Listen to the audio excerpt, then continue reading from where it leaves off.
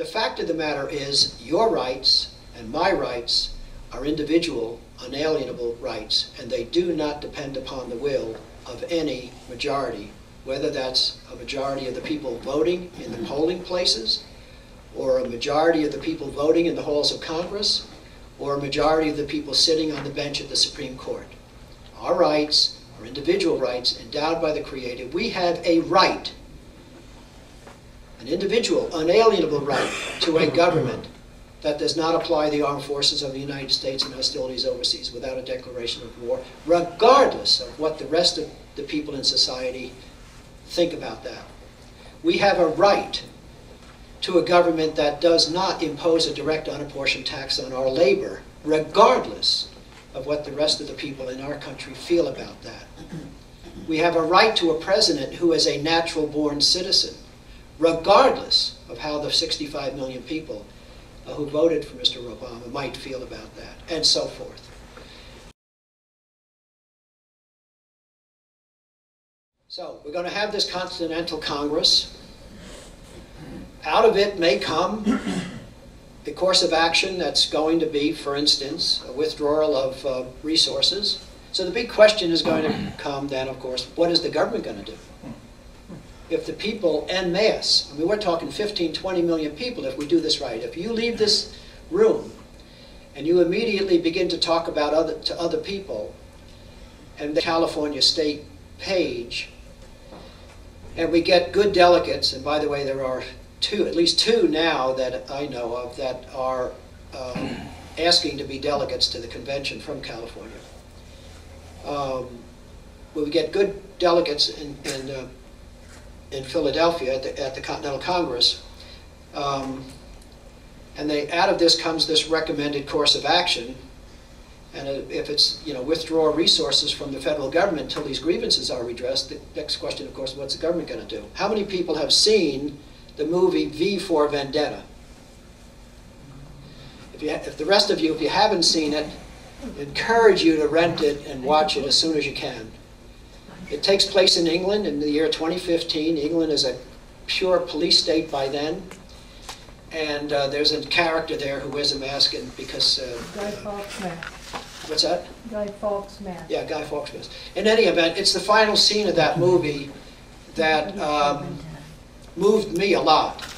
In the end, there's Parliament, there's the government's military pointing their guns in defense of Parliament, in defense of the government, and out of every street and alley come people wearing these masks, and the issue is whether or not the government's going to fire on them because they're out to restore their individual liberties and freedoms and put an end to this police state, or whether they're going to stand down.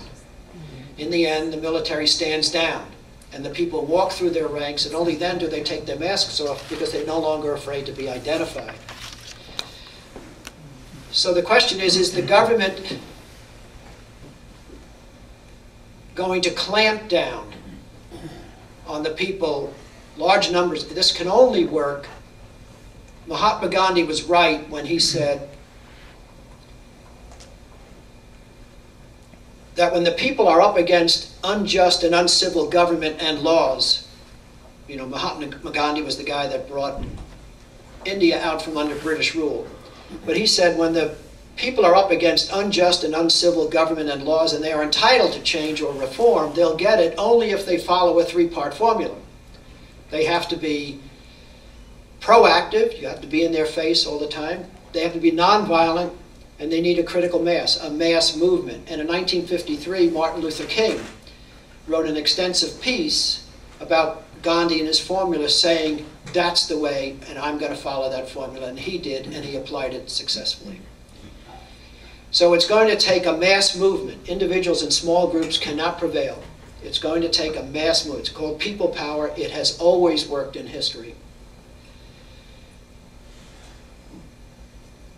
So what's the government going to do if 15 or 20 million people decide, hey, you're violating the Constitution, we've petitioned you, you haven't responded, you've answered only with repeated injuries, we're going to withdraw our resources until our grievances are redressed. The government has a choice. It can yield or it can clamp down. Suppose it clamps down. I was asked this question yesterday in Riverside. Suppose they clamp down, what then? That's a nightmare I have, you know. And in the end, if they were to do that, then I think you're going to see in this country what you see routinely in a lot of Latin and South American countries, where there's violence. What kind of violence? Individuals who target now, people who are 70 years of age, who have nothing, you know, to lose at that point. And you see that kind of violence, and it would bring tears to my eyes to see that happen here. And so I don't think it'll happen. The one thing in my experience, I've got government experience as well, but in my experience, government does this. And the world will be watching this because of the internet. The world will be watching what's this process. And they will see, they will, for themselves, they'll be able to see and talk about. You know, we used to be, America used to be the beacon on the hill, you know.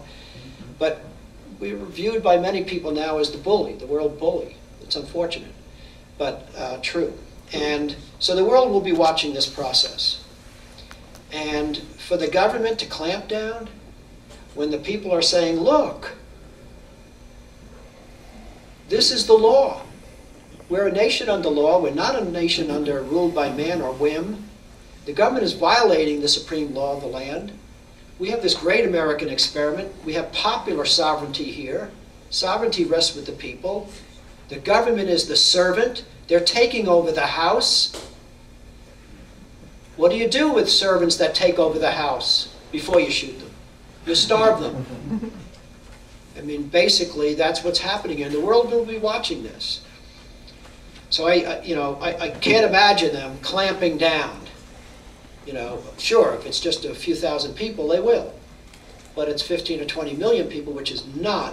When you think about, you know, the millions of people who are disaffected, you know, the people who voted for Ron Paul, the people in the Republican Party who have just seen their party, you know, go astray, and many other people. I don't just mean pick one party over another. So I think we can easily reach, but it's going to depend upon you. It's going to rely upon your involvement and your passion to make this happen. It can happen, and the nice thing about it is, you have the legal authority to do this, and there it is.